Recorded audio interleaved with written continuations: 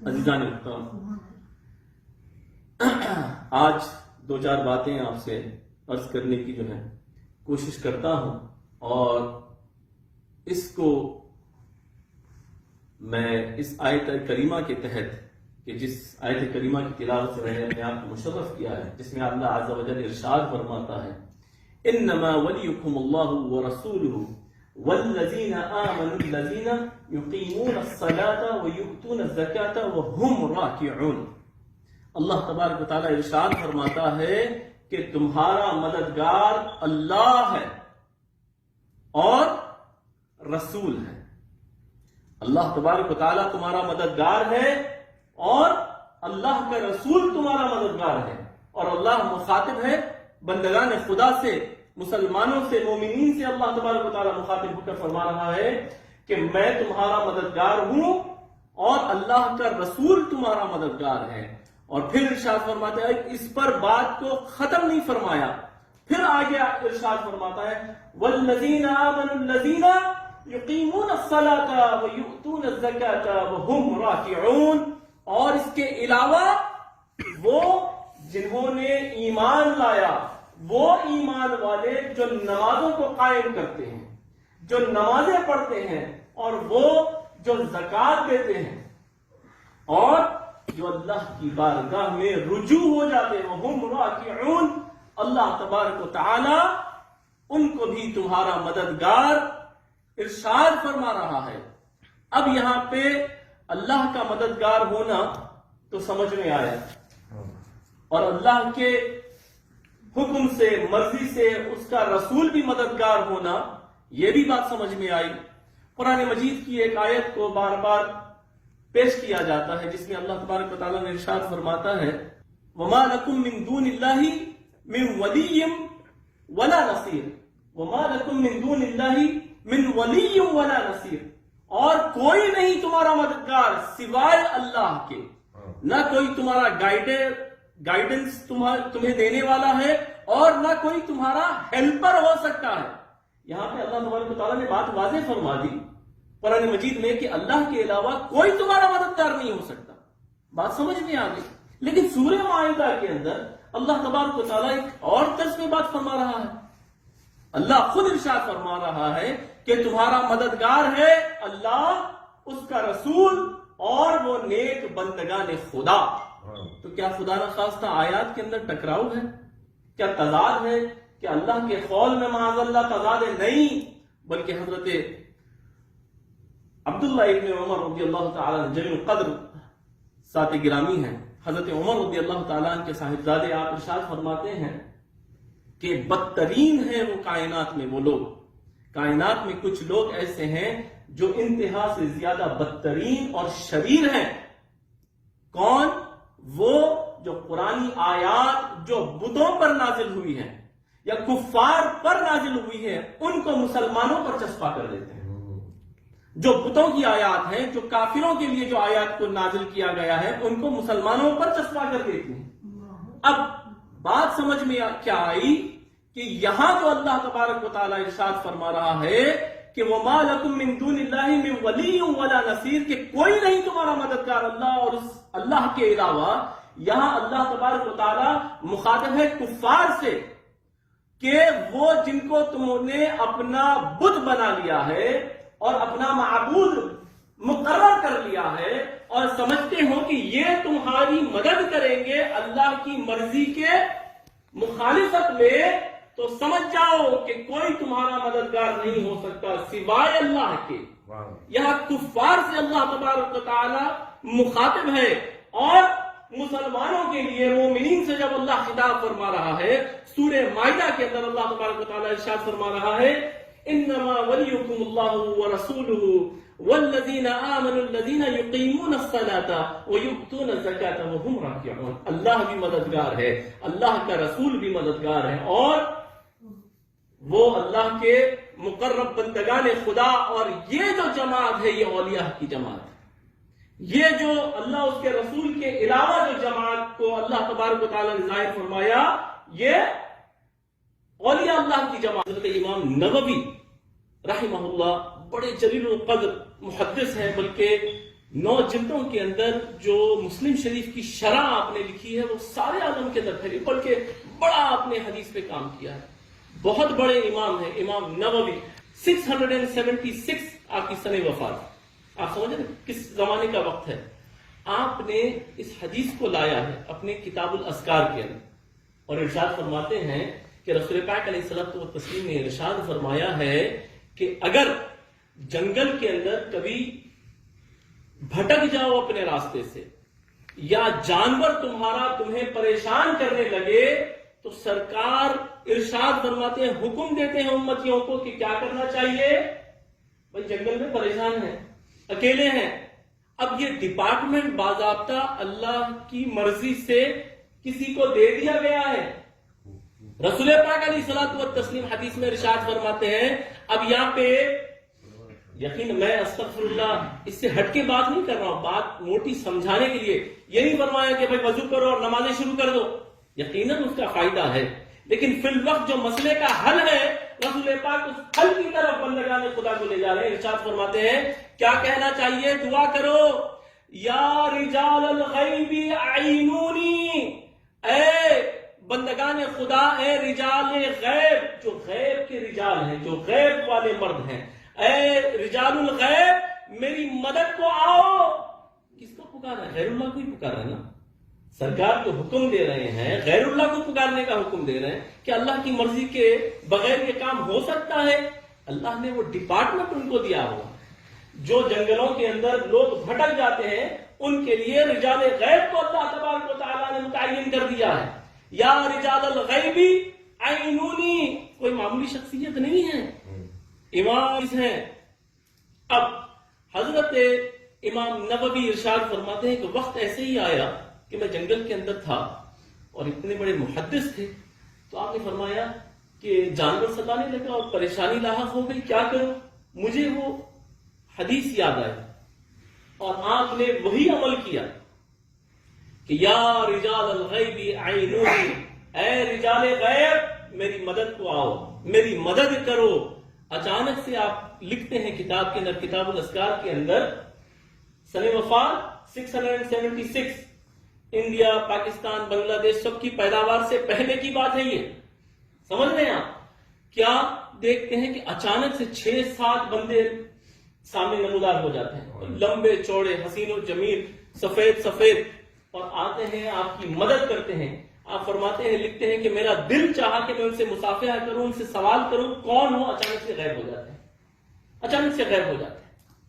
اب آپ اندازہ لگائیے کہ یہ باضابطہ حدیث کے اندر بات موجود ہے. ایک غزوے کا واقعہ میں آپ سے عرض کروں، اور حضرت ابو قتادہ رضی اللہ تعالیٰ عنہ جلیل القدر صحابی رسول ہیں. ایک غزوے کے اندر آپ رسول پاک علیہ الصلوۃ والتسلیم کی کمانڈرشپ میں، آپ کی سرپرستی میں آپ جنگ لڑ رہے ہیں. حضرت ابو قتادہ رضی اللہ تعالیٰ اور جلیل القدر ہیں، اور کئی مرتبہ احادیث میں آپ نے علماء سے سنا ہوگا کہ قال قتادہ، آپ کی کئی روایات بھی ہیں. اب جذبے کا عالم دیکھیے اور عقیدے کا عالم دیکھیے.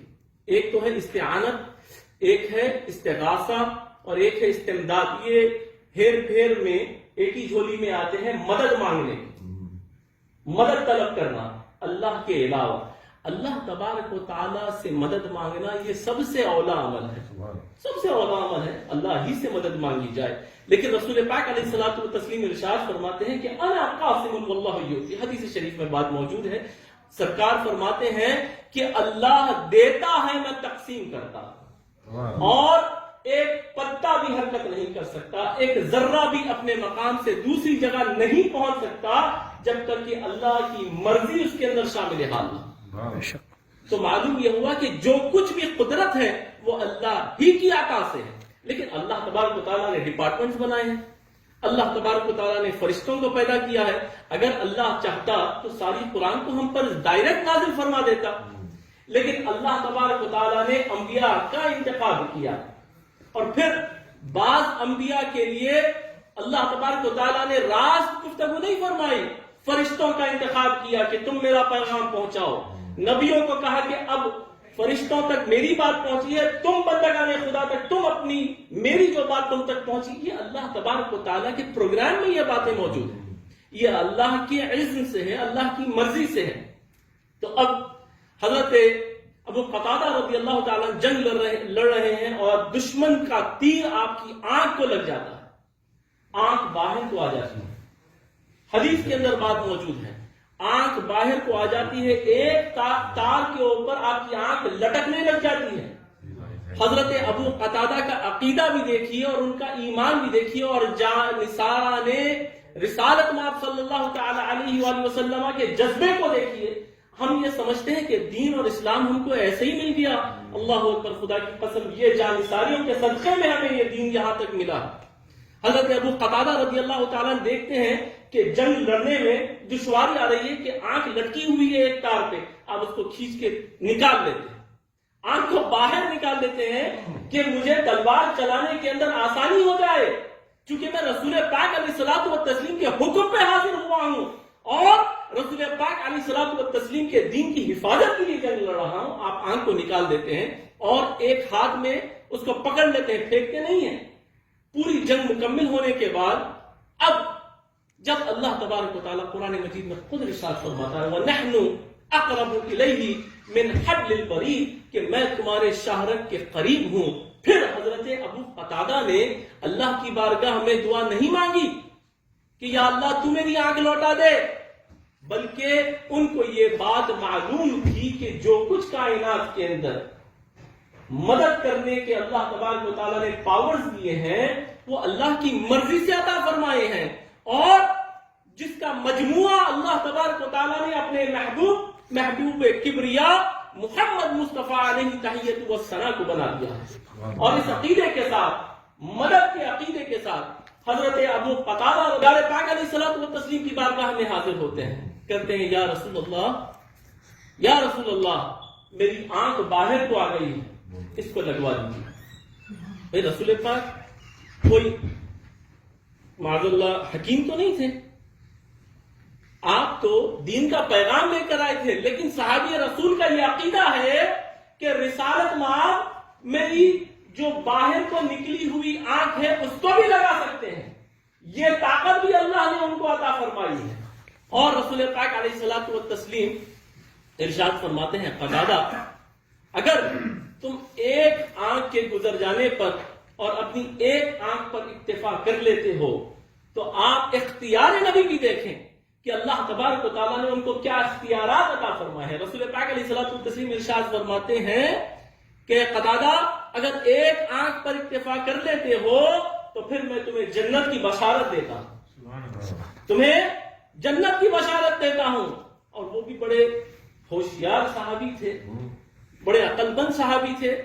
تو آپ نے عرض کی یا سیدی یا رسول اللہ جنت تو آپ کی محبت کے صدقے میں ویسے ہی مل جائے گی، سبحان اللہ سبحان اللہ، آپ میری آنکھ درست فرما دیجیے، سبحان اللہ، آپ میری آنکھ لگا دیجئے، جنت تو مجھے ملنا ہے آپ کی جوتیوں کے صدقے میں، آپ کے صدقے میں یا رسول اللہ۔ سبحان اللہ۔ اب رسول پاک علیہ الصلوۃ والتسلیم مسکراتے ہیں، فرماتے ٹھیک ہے آنکھ کو دو، اس کو حضرت ابو قتادہ کی آنکھ میں ڈھکیلتے ہیں، لگا دیتے ہیں اپنے دست مقدس سے، اور پھر اپنے لعاب کو لگاتے ہیں۔ آپ اندازہ لگائیے کسی کا لعاب سوائے انفیکشن کے اور کچھ ہو سکتا ہے؟ بلکہ آج تو ہم جو مہاماری کے اندر موجود ہیں اب سمجھ میں آ رہا ہے کہ سلائیوا کیا کیا کرتا ہے۔ سلائیوا جو ہے، جو تھوک ہے، وہ انفیکشیس ہوتا ہے، کنٹیجیس ہوتا ہے۔ تو جو لوگ ہیں ان کے تھوک کے اندر انفیکشن ہے، اور رسول پاک علیہ الصلوۃ والتسلیم کے تھوک مبارک میں شفا اللہ تبارک و تعالیٰ نے عطا فرمائی۔ اپنا تھوک مبارک لگا دیتے ہیں اور امامہ اتارتے ہیں سر سے اور ان کی آنکھ پہ بند دیتے ہیں۔ کہا کیا وقت ہو رہا ہے قتادہ؟ کہا ظہر کا وقت ہو رہا ہے یا رسول اللہ۔ کہا ٹھیک ہے جب عصر کی نماز کو آنا تو پھر مجھ سے ملنا۔ کائنات کے اندر کیا اس سے بڑی اور اتنی جلدی کسی نے کوئی سرجری کی ہے؟ اور رزلٹ بھی مانگ رہے ہیں۔ حضرت قتادہ عصر کے وقت آتے ہیں اور دیکھتے ہیں کہ روشنی کا یہ عالم ہے کہ وہ پریشان ہے کہ میری یہ والی آنکھ باہر کو نکلی تھی یا یہ والی، جو باہر کو نکلی تھی وہ آنکھ سے زیادہ روشنی ان کو نظر آ رہی ہے، زیادہ ان کو جو ہے نظارے نظر آ رہے ہیں۔ رسول پاک علیہ الصلوۃ والتسلیم کی بارگاہ میں حاضر ہوتے ہیں، یا رسول اللہ یہ تو پہلے سے زیادہ کام کر رہی ہے. تو آپ مسکراتے ہیں، آپ نے فرمایا قتادہ آنکھ بن گئی اور تمہارا وہ جو کہنا تھا کہ اللہ اس کے فضل سے آپ کی محبت کے صدقے میں جنت تو ویسے ہی مل جائے گی، اللہ کو اور اس کے رسول کو یہ بات بڑی پسند آئی، جاؤ تم نے اپنی آنکھ کو بھی ٹھیک کروا لیا اور جنت کے اندر اپنا گھر بھی کروا لیا، بشارت دیتا ہوں جنت. سبحان اللہ. یہ رسول پاک علیہ الصلوۃ والتسلیم کی اختیار ہے. حدیث پاک کے اندر بات موجود ہے کہ سرکار پاک علیہ الصلوۃ والتسلیم کے زمانے میں قحط سالی ہو گئی. لوگ آئے سرکار کی بارگاہ میں، بھائی چاہتے تو اللہ کی بارگاہ میں بھی دعا کر سکتے، یا اللہ بارش برسا، یا اللہ قحط سالی کو دور کر دے. سرکار کی بارگاہ میں حاضر ہوئے، صحابہ دیکھنے لگے. صحابہ کے سامنے رسول پاک علیہ الصلوۃ والتسلیم کی بارگاہ میں لوگوں نے کہا، یا رسول اللہ آپ اللہ کی بارگاہ میں دست بدعا ہو جائیے، قحط سالی سے بہت زیادہ پریشانی ہے. رسول پاک علیہ الصلوۃ والتسلیم دعا کے لیے ہاتھ اٹھاتے ہیں. احادیث کے اندر بات موجود ہے کہ ابھی دعا مکمل بھی نہیں ہونے پائی، صحابہ کرام فرماتے ہیں کہ ہم گھٹنوں تک پانی تھا، اس حالت میں گھر کو واپس جاتے ہیں. اللہ تبارک و تعالیٰ ایسی رحمت والی بارش برسا دیتا ہے. سرکار پاک علیہ الصلوۃ والتسلیم کے وصال کے بعد حضرت عمر رضی اللہ تعالیٰ عنہ کے زمانے میں پھر سے ایک واقعہ ایسا ہی آتا ہے. قحط سالی کا زمانہ ہے، کیا کریں؟ حضرت عمر رضی اللہ تعالیٰ عنہ امیر المؤمنین ہیں، آپ فرماتے ہیں جب رسول پاک ہمارے درمیان ہوتے تو رسول پاک علیہ الصلوۃ والتسلیم کی بارگاہ میں جاتے. اب رسول پاک کے قرابت داروں میں حضرت عباس موجود ہیں، آپ کے چچا جان، آپ کے جانثار جلیل القدر صحابی رسول حضرت عباس کی بارگاہ میں جاتے ہیں. خود خلیفہ راشد ہیں لیکن رسول پاک کی نسبت کے سبب حضرت عباس کی بارگاہ میں جاتے ہیں اور آپ سے گزارش کرتے ہیں کہ آپ رب ذوالجلال کی بارگاہ میں رسول پاک کے وسیلے سے دعا کیجیے، اللہ تبارک و تعالیٰ آپ کی دعا کو قبول کرے گا. آپ دعا کرتے ہیں، روایات میں آتا ہے کہ وہی طریقہ کار اللہ تبارک و تعالیٰ رحمت والی بارش ایسی برساتا ہے کہ شرابور کر دیتا ہے. صحابی رسول حضرت بلال ابن حارث رضی اللہ تعالیٰ، حضرت عمر رضی اللہ تعالیٰ کے زمانے کا واقعہ ہے.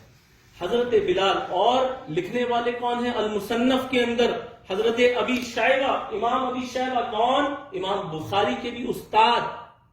آپ لکھتے ہیں، بات تھوڑی سی 2-4 منٹ اور طویل کر لوں گا تاکہ بات سمجھ میں آئے. استغاثہ، استمداد، استعانت اللہ کے علاوہ بھی مانگنا کیا جائز ہے یا ناجائز ہے؟ کہ صرف اللہ ہی سے مدد مانگی جائے یا اللہ کی مرضی سے، اللہ کے عزم سے جو اللہ نے اپنے بندگان خدا کو اختیارات دیے ہوئے ہیں، کیا وہ بھی دوسروں کی مدد کر سکتے ہیں یا نہیں؟ کیا وہ جائز ہے یا نہیں؟ اور یہ جس کے عمل کے ساتھ ثابت کیا جا رہا ہے خود رسول پاک علیہ الصلوۃ والتسلیم کی احادیث کے ذریعے، صحابہ کے ذریعے. حضرت بلال ابن حارث رضی اللہ تعالیٰ، حضرت عمر رضی اللہ تعالیٰ کا زمانہ ہے.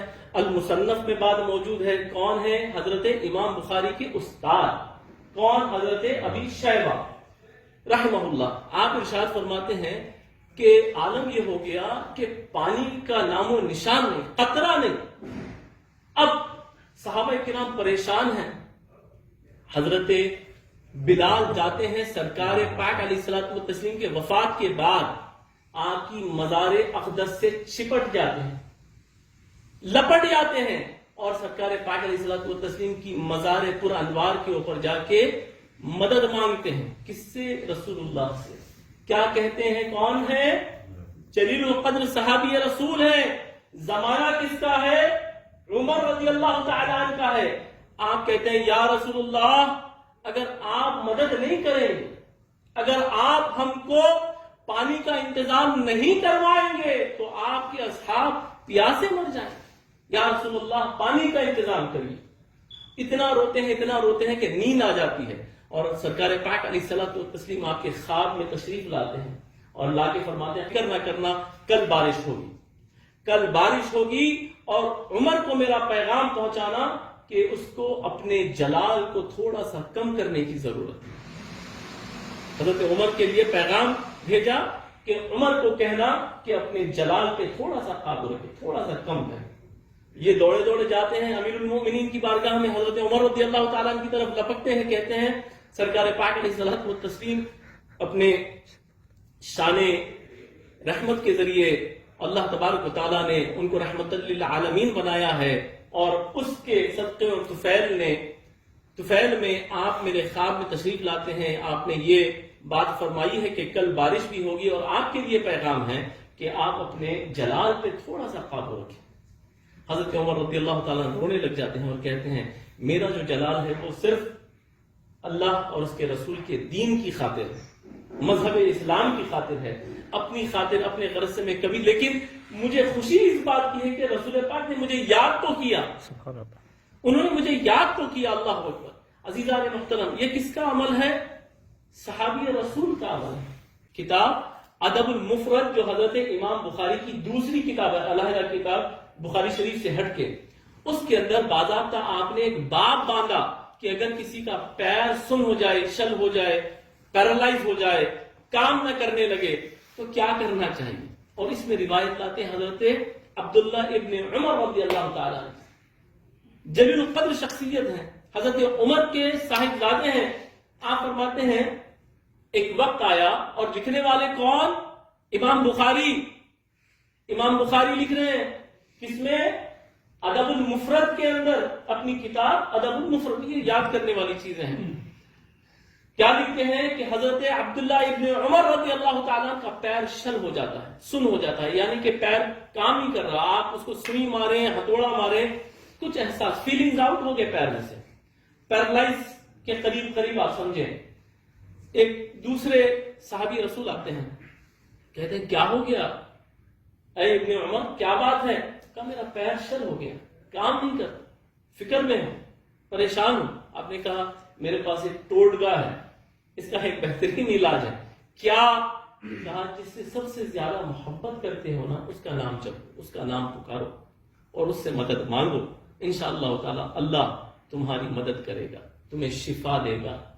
آپ کیا کرتے ہیں؟ حضرت عبداللہ ابن عمر، امام بخاری اپنی کتاب میں ادب المفرد میں لکھتے ہیں کہ یا محمدا، جو ہم لگاتے ہیں نا، یا رسول اللہ، آپ ابن عمر آواز لگاتے ہیں یا محمد، اور اپنے ہاتھ کو اس کے اوپر سے گزارتے ہیں۔ روایت میں بات موجود ہے کہ آپ کا پیر بالکل شفا یاب ہو جاتا ہے، سبحان اللہ۔ اللہ تبارک و تعالیٰ کو صحت عطا فرما دیتا ہے۔ اب یہ کوئی آج کل کی کتاب سے نہیں ہے، یہ تو امام بخاری کی کتاب ہے۔ اچھا، اب بات یہ ہے کہ بھئی اللہ کے علاوہ کسی سے مدد مانگنا اگر شرک ہوتا، معاذ اللہ ثم معاذ اللہ، تو کیا رسول پاک سے جو مدد مانگی گئی ہے کیا شرک ہے؟ ارے نہیں، وہ تو نبی ہے نا، ان کے لیے شرک ہمیشہ شرک ہے، وہ انبیاء کے لیے ہو کہ غیر انبیاء کے لیے ہو، شرک تو ہمیشہ کے لیے شرک ہے۔ اب یہ بتائیے کیا رسول پاک علیہ الصلوۃ والتسلیم کے زمانے میں مدد مانگنا کیا شرک ہوا؟ آپ کے وفات پا جانے کے بعد، ظاہری دنیا سے پردہ فرما جانے کے بعد مدد مانگنا کیا شرک ہوا؟ کیا صحابہ کرام معاذ اللہ ثم معاذ اللہ مشرکانہ عمل میں تھے ملوث؟ کیا حضرت امام بخاری نے جو لکھا ہے، کیا حضرت امام نووی نے جو لکھا ہے، حضرت ابی شیبہ نے جو لکھا ہے، اتنے محدثین نے جو لکھا ہے، کیا یہ آج کا عقیدہ؟ نہیں، یہ تو صحابہ کا عقیدہ۔ حدیث شریف بخاری شریف کے اندر تقریباً 1475 حدیث شریفہ ہے، بخاری شریف کے اندر حدیث موجود ہے کہ قیامت کے روز جب سورج سوا نیزے پہ ہوگا اور عالم یہ ہوگا کہ پسینے میں کانوں تک لوگ شرابور ہوں گے، ان الشمس تدنو یوم القیامہ حتی یبلغ العرق نصف الاذن فبینہم کذالک استغاثوا بآدم ثم موسیٰ ثم بمحمد صلی اللہ علیہ وآلہ وسلم۔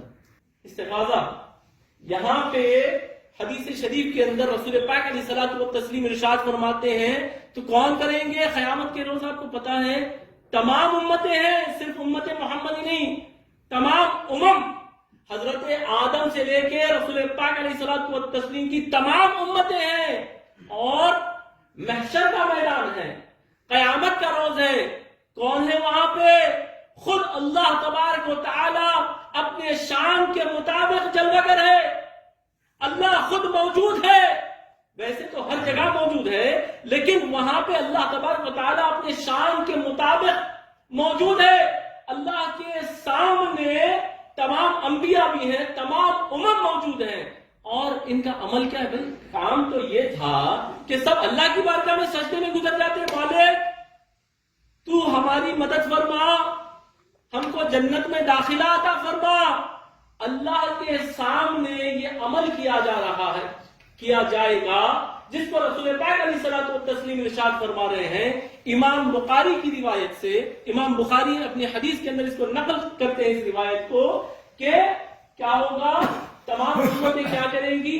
حضرت آدم کے پاس جائیں گی. فَبَيْنَهُمْ كَذَلِكَ اسْتَغَاثُوا، جو استغاثہ بتایا گیا ہے، مدد مانگنے کا، حضرت آدم سے اللہ کے سامنے، اللہ کی جلوہ گری کے سامنے مدد مانگی جائے گی. وہ فرمائیں گے اِلَىٰ غَيْرِ، میرے علاوہ کسی اور کے پاس جاؤ.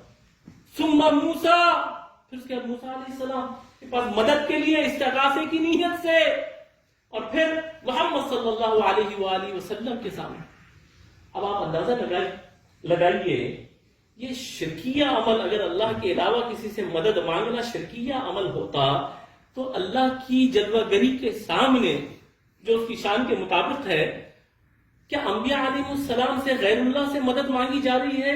سرکار حدیث بیان فرما رہے ہیں، امام بخاری نے روایت کو نقل فرمایا ہے. کیا یہ مشرکانہ عمل ہو سکتا ہے؟ اللہ اکبر، اللہ اکبر. بات سمجھنے کی ضرورت ہے. تو معلوم یہ ہوا کہ یہ تمام امتوں کا عمل ہے، اس پہ بات اجماع ہے تمام مسالک کا. یہ حدیث کے اوپر کہ رسول پاک علیہ الصلوۃ والتسلیم کی بارگاہ میں لوگ مدد کے لیے جائیں گے قیامت کے روز، اور آپ مدد فرمائیں گے. یہاں پہ وسیلے کی بات نہیں ہے، مدد کی بات ہے، استغاثے کی بات ہے.